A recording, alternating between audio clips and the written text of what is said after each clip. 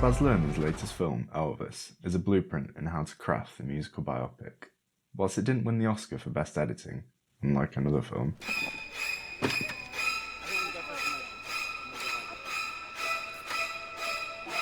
I think it's safe to say it delivers the story more successfully. It accomplishes this in two main ways: its editing, and surprisingly enough, its music. Luhrmann likes music, even owning his own record label, and it is a key feature of his filmmaking. Elvis, as you would probably expect, is no different.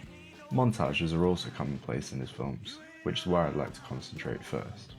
When Colonel Tom Parker gains control, whether that's the narrative of the movie through his narration, or the direction of Elvis' career, montages are often employed. The movie is incredibly fast-paced already, matching Presley's meteoric rise. This is done partly through very efficient editing. One example is intercutting Elvis arriving at Beale Street with him arriving back to his home at Lauderdale Courts. Editors Matt Villa and Jonathan Redmond are able to do this without it being jarring for the audience, as the scenes match tonally. Elvis is in a place where he stands out, not quite fitting the mould.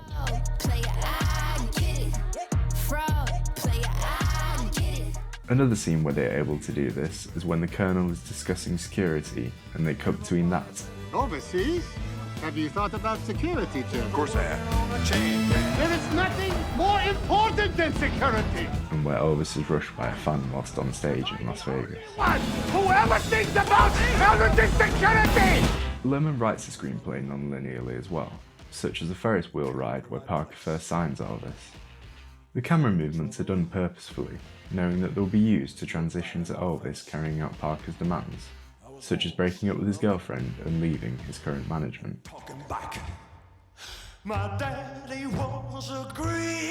The editors also give the audience a lot of information visually, reducing the need for exposition from dialogue, thus keeping the story moving.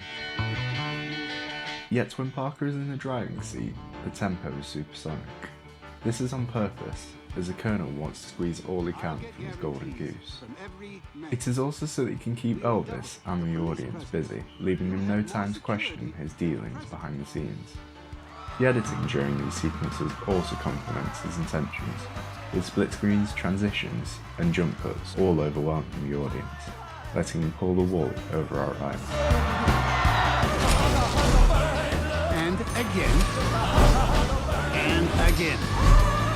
All in the safety of the US of A.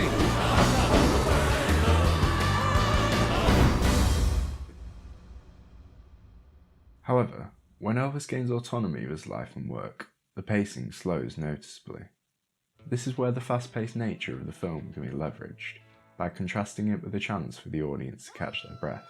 They can therefore empathise with Elvis here, as he finally feels in control. When he decides to disobey Tom Parker's orders for his performance at Russell Park, the audience can sense what is about to unfold before it does. This is partly due to the change in tempo that precedes it, both in his evening with B.B. King and in his speech to the audience when he first goes on stage. There's been a lot of talk about the new Elvis. Visually, the montages also complement the style of films from the 50s, 60s and 70s, whilst also modernising them to remind the audience of Elvis's role as a trailblazer. The same thing is done with the film's music, using modernised versions of his songs and modern songs of their own. A fairy tale wedding, and a honeymoon on Frank Sinatra's jet, and introducing baby Lisa Marie. I made him the highest paid actor in Hollywood history.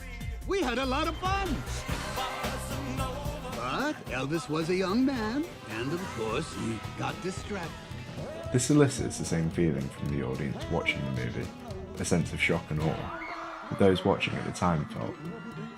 This could not be done using Elvis's original music, as it seems relatively tame by today's standards. The pulsating guitars that accompany his performance of Baby Let's Play House at the Hayride demonstrate how progressive Elvis's music and performances were.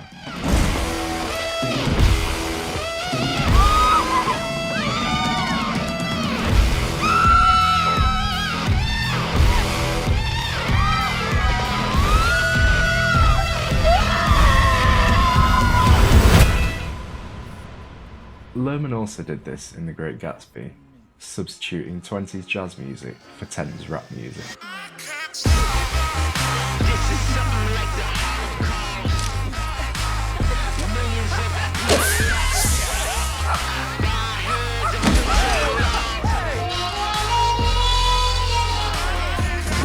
They had quite a catalogue of music by Elvis to use in the movie, with him reportedly recording over 700 songs, but they chose only songs that fit the narrative. The most obvious example in the movie is Elvis performing one of his most famous songs, Suspicious Minds, whilst the Colonel is signing a contract against Elvis's will. Too much, baby. Don't you know I'm caught in a trap? I can't walk out. The cutting back and forth between the performance and the Colonel worked because of the lyrics in the song working narratively. Talk of Baz Luhrmann's Elvis has mostly been focused around Austin Butler's performance, and rightly so, but credit has to be given to the creative choices made in the movie, particularly around its editing, that support his portrayal of the King.